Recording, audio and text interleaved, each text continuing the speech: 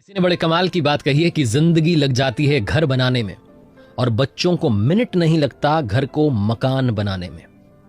नमस्ते दोस्तों, my FM से मैं हूं आरजे कार्तिक। एक छोटी सी कहानी जिसे आप ही में से किसी ने मेरे साथ शेयर किया, लेकिन लिखा किसने मुझे नहीं मालूम।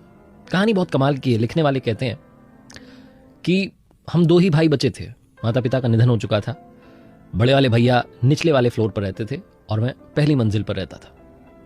बचपन में साथ खेले, साथ बढ़े, बहुत सारा स्नेह था, लेकिन कब हम दोनों के बीच में मन मुटाव बढ़ता चला गया, छोटी छोटी बातों में हम अपने आप को उलझाने लगे, पता ही नहीं चला। भैया जो थे वो जल्दी ऑफिस जाते थे, शाम में जल्दी घर आते थे। मैं देरी से ऑफिस जाता था, देर से घर आता था।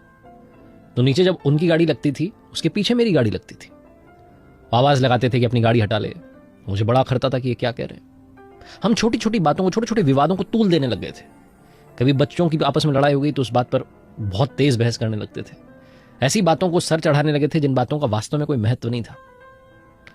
कभी कभी भैया नीचे से आवाज देते थे, डांटने लगते थे कि अपने बच्चों को समझाओ, ये फर्श पर कूद रहे हैं, नीचे आवाज आ रही है, नींद में डिस्टर्बेंस हो रहा है। तो मुझे बड़ा खतरा था कि ये क्या बात हुई, ऐसी ऐसी बातों को भैया दिल से लगा रहे हैं। एक दिन बड़ा कमाल हुआ। त्योहार का चंदा मांगने के लिए कॉलोनी के लड़के आए। उन्होंने आकर के दरवाजा खटखटाया। मैं ऊपर से देख रहा था बालकनी में से। वो भैया के पास गए, भैया ने उन्हें चंदा दे दिया। उसके बाद में जो बाहर से सीढ़ियां थी मेरी तरफ आने की, मेरे वाले फ्लोर पर आने की, पहली मंजिल आने की, वो लड़के उस पर चढ़ने लगे। तो भैया ने उन्हें आवाज देकर के कहा कि रुको, ऊपर क्यों जा रहे हो, तुम्हें चंदा मिल तो गया, ऊपर और नीचे एक ही घर है। वो जो भैया ने लाइन बोली वो मेरे कान में गूंजती रही। वो लड़के तो चले गए, उन्होंने कहा एक ही घर है, बात खत्म। लेकिन मेरे दिमाग में वो लाइन घर कर गई कि मैं अपनी तरफ से भैया को दूर मान रहा था, भैया तो आज भी इसे एक ही घर मानते हैं। उस दिन के बाद से मैंने बच्चों से कहना शुरू किया कि आप फर्श पर ज्यादा मस्ती मत किया कीजिए, घर के बड़े सो रहे हैं। उस दिन के बाद से मैंने सुबह जल्दी जग करके अपनी गाड़ी को बाहर करना शुरू किया ताकि भैया जब ऑफिस के लिए निकलें तो उन्हें और देरी ना हो। बहुत छोटी सी कहानी जो सिखाती है कि जिंदगियां लग जाती हैं घर बनाने में, उस घरौंदे को तैयार करने में, लेकिन मिनट नहीं लगता उस घर को वापस मकान बनाने में। आप चाहे जितना आलीशान मकान बना लें, अगर जो रहने वाले हैं उनमें स्नेह नहीं है, प्यार नहीं है, प्रेम नहीं है, तो मकान किसी काम का नहीं है।